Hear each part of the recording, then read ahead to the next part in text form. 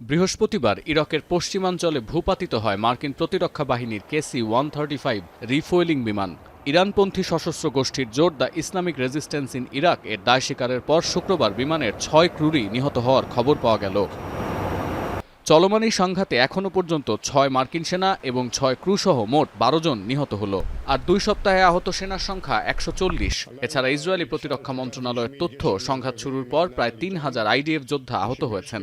বিপরীতে ইরানে প্রাণ গেছে 1444 জনের, আহতের সংখ্যা 18,000 ছাড়িয়েছে। নোভা LED টিভি, ঝকঝকে ছবি, নিখুঁত শব্দ, 5 বছরের ওয়ারেন্টি। নোভা মানি, সঠিক মান, নিশ্চিত সেবা। বৃহস্পতিবার ইরানে ভয়াবহ অভিযানের হুঁশিয়ারি দেওয়ার পর বাহরাইন, ওমান, কাতার, কুয়েত, সৌদি আরব এবং সংযুক্ত আরব আমিরাতের মার্কিন লক্ষ্যবস্তু ও জ্বালানি অবকাঠামোতে জোরদার হামলা চালাচ্ছে তেহরান।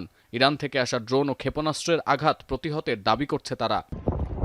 ইরান থেকে তুরস্কের আকাশসীমায় প্রবেশ করা তৃতীয় মিসাইল ধ্বংসের দাবি করছে নেটো।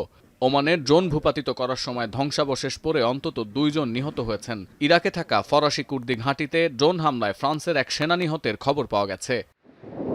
এর আগে বৃহস্পতিবার দিনগত রাত থেকে তেহরানে বোমা হামলা চালায় ইসরায়েল ও যুক্তরাষ্ট্রের যৌথ বাহিনী। শুক্রবার জুমার নামাজের পর আল কুদস দিবসের সমাবেশেও বিস্ফোরণের বিকট শব্দ শোনা গেছে।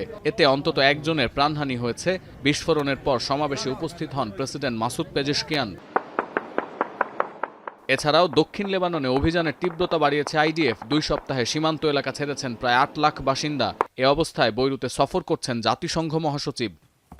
এদিকে ইরানের পাল্টা আঘাতের মধ্যেই রাতে তেহরানের সর্বোচ্চ হামলা চালানোর হুঁশিয়ারি দিয়েছেন মার্কিন প্রতিরক্ষামন্ত্রী পিট হেগসেথ।